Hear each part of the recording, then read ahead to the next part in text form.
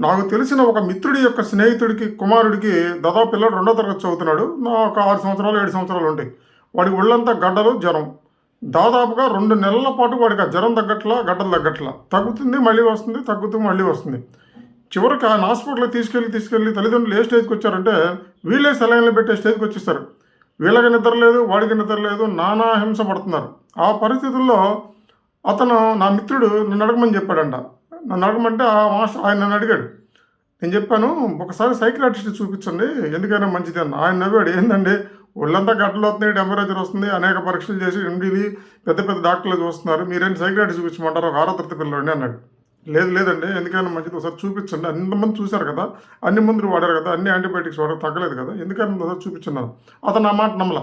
కొన్ని రోజులు పోయిన తర్వాత మళ్ళీ ఎందుకో నా సలహా మేరకు అతన్ని సైకియాట్రిస్ట్ తీసుకురా పిల్లోడిని. సైకియాట్రిస్ట్ ఏం చెప్పారంటే, ఆ పిల్లోడిని నా దగ్గర కూర్చోబెట్టి, "మీరు మధ్యాహ్నం రండి" అని చెప్పాడు. ఉదయం 10 గంటలకు ఆయన దగ్గర కూర్చోబెట్టిన పిల్లాడు తండ్రి సాయంత్రం మధ్యాహ్నం 1 గంటకు వచ్చాడు.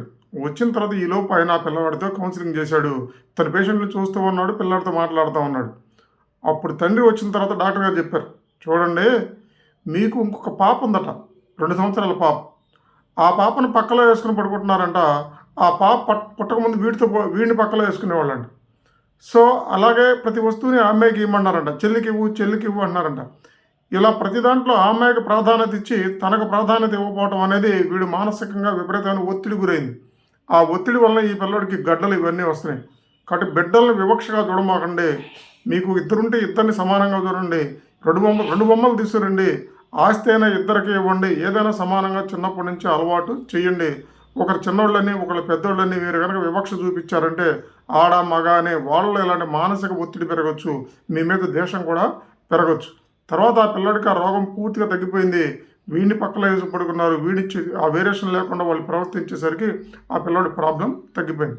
కాబట్టి పిల్లల ఎడల చిన్న, పెద్ద అనే ఆడ, మగ అనే వివక్ష మాత్రం వద్దు. వాళ్ళ పసి మనసులు గాయాలవుతాయి. తల్లిదండ్రులు అర్థం చేసుకొని ప్రవర్తించండి.